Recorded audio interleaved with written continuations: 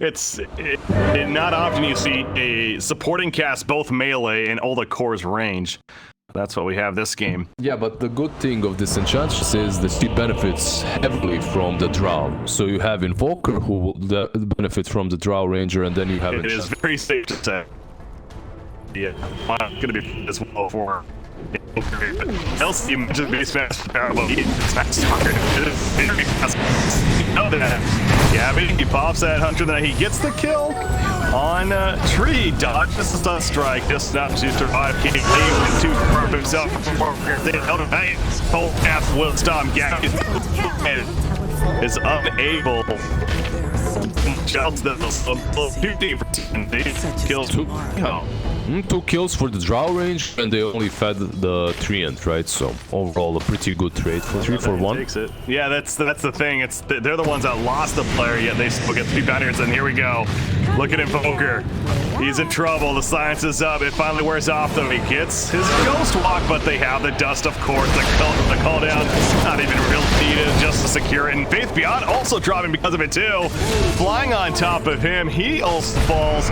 And this Night Stalker says, yes, it's nighttime, and you're all my food. For Shaker, you're not getting away. Double kill now for Gabby, and it's like, you know, we saw this coming from a mile away. Necessarily looking like that's going to be the case, although Drell's pressuring mid lane a little bit once again. She'll fall back. She's actually going in. Okay, pulls, gets it, Primal Roar, and the follow-up, is it going to be enough damage? The homing missile connects, and down goes Drow. Meanwhile, top lane, they kill Night Stalker, though, and they get the tower, so I think EHOME certainly wins that exchange. I mean, when you're playing against anything, when you're playing every single game, you're thinking about where to take your fights. But when you're playing versus Enchantress, if you're taking the fight on your high ground, it's so good because it prevents her from perhaps even seeing uphill, but also missing a lot of her attacks. So it's good. Well, here we go. The Roshan being done by TNC. BKB just delivered to Gabby. They're basically telling EHOME, come stop us, please. That's not going to happen. Sunstrike scouts it out at the last second, maybe even try to steal the Roshan kill either way. He creep lane fears you, so you're silenced, and then he notifies you. It's pretty much a following bomb on top of you. It's impossible to deal with, and 4 stabs won't help you unless it's from your teammates saving you. However, top lane smoke. Looking for this banner in play. There we go. Enchantress are gonna jump. Not the easiest of kills. It's the magic damage is there with the BKB. No, it's not. And Drow's also gonna hold him off. Look at Armel still wants to go in. But Armel's gonna die because of this. The Aegis down, popping Gabby. He's in now, however. Another BKB. This one on VT faded. He's gonna have to TP out after, which he'll do. So the only death ends up being Zeus. On the Radiant side, he died elsewhere. Of course, a Aegis kill as well. 897. He has the dust. He caught him with the dust. 897. He might fall here. He might be the secondary target to fall. It seems he does take down one bounty rune on the other side, though. Yeah, he does get taken out. He mentioned, though, March also getting picked off in the backlines, however, from EHOME. So they're doing a good job of still making numbers happen. Why almost getting the jump kind of played out that way. And over here, she only survived because she had that BKB, right? And she popped it 10-second one, so... Oh, another fight? Shaker. Miss Cloud is down, but not hitting anybody. Now with the root on top of Night Stalker, despite the BKB, cannot chase. So they do kill Tree. But if you're EHOME, you're fine with that. You will not be fine with the death on Enchantress, though. And I don't know if it's going to happen. We'll see. The heal's coming out. The attendance does have another BKB as well. And it's not even necessary. Gonna get hit by the homing missile. And we'll just tank at the tower, so. Gabby had that blink, he Zor and Drow. They perhaps get 1 kill, but they lose 1 or 2 in return. And that's why the number of kills is like this. Is the game is much more aggressive than we expected top lane. Well, they're going for another one. Enchantress mentioned she's a tough kill, but they got the jump with the Primal Roar, and she could not BKB this time. There's a smoke though. They might run straight into Gabby, and it's on their shrines. So they feel comfortable here, yeah. Gyro, Arnold. Well, Tornado caught one of the backlines, Elder Titan. However, they're looking to turn this, and they will. In Q, he went too deep. Primal Roar catches him in place, and now Gabby's in chase. Dark Ascension, he's got a blink as well to science out. No. He goes north instead for the tree. And they will find him, so they go for the easier kills. Gabby going further. No, he's just going to clean up the creep wave. Too, so Garo goes straight into the pit. And this is looking like it's going to be a very easy Roshan for the side of TNC, so not only the Aegis, but of course the Cheese as well. We also see a Lotus Orb on Beastmaster, so he is playing that full utility Beastmaster, the other flats. Lotus Orb on the top, thinking about a 4-staff next. Sunstrike! Okay, well, there you go. Good Sunstrike. Nice timing there from A97. Gets the kill, Invoker.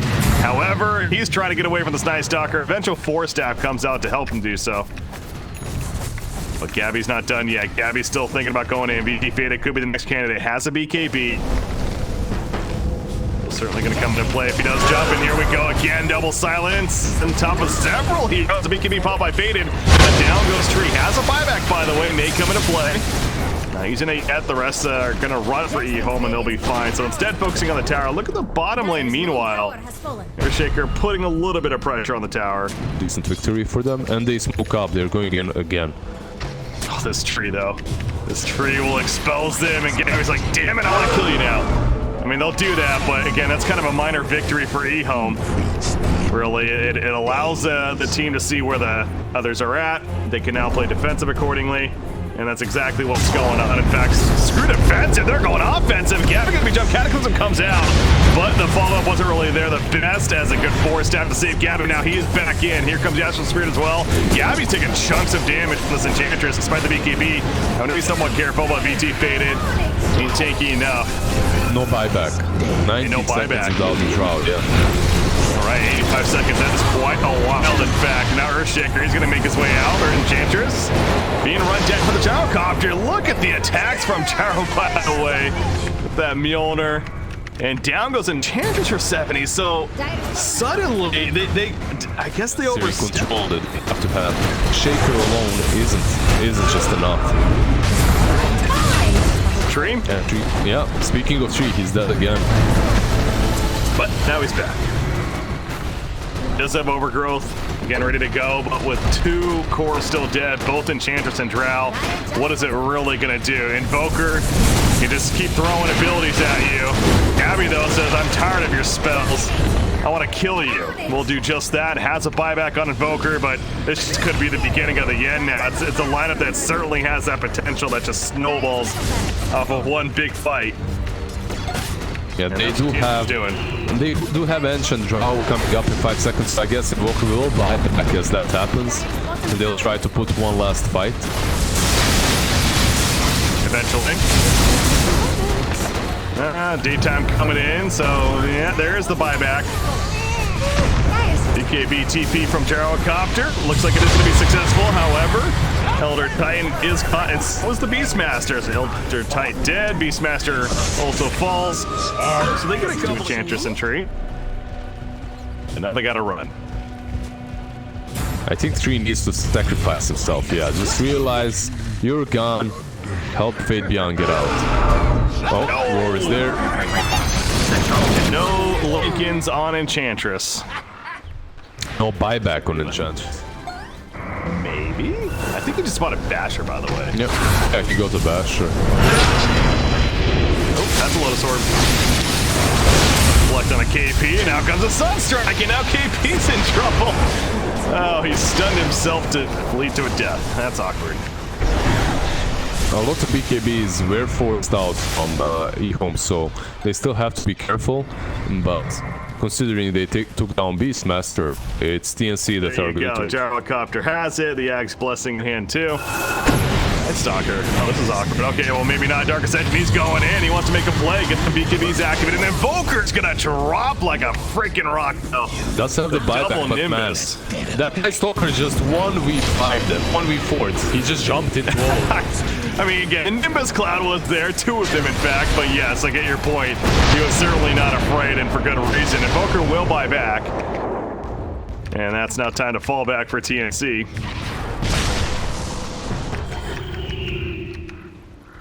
Yeah, pretty good play. But still, very important.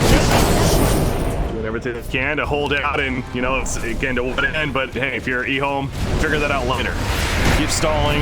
And see when and if the chance comes. Look at that damage. Yeah, it is ridiculous. Enchantress is actually probably the scariest unit right now on the dire side. Yeah, you have to respect that Ange. Like, you can't just push in. As long as they have enough control with her, and as long as you cannot control her, she will take you down. Look, you almost died just from that. Beyond, getting some good damage from the Nimbus, however. Poor step pushed around. That was a 3 in a row. Uh-oh, Daryl, my bad. Yep, that's gonna be dangerous.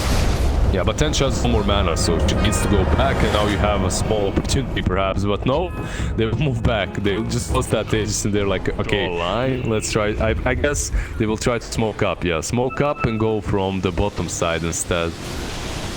Try to get the pick off. This smells like desperation. However, Invoker is coming here. And they see him. Yeah. There you go. It's not gonna be enough damage. They're gonna play this one. I'm seeing the lots of everything being used, and they're gonna keep Booker alive on one in. Once again, Gabby.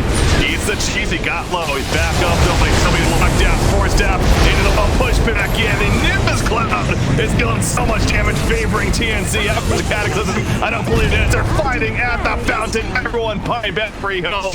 And now TNC has to retreat from here. Man, that is crazy. I did not see that. Sitting in their base. Continues to just push out the creep waves, and that's really it. They're going to jump in once again. Bottom. Roar coming out. Gabby following up. Tree Protector going to be the focus. Maybe not the best focus, though. They get the sheep on Enchantress put away. Who's melting? And she's dead for 2 minutes. No buyback indeed. VTP'd.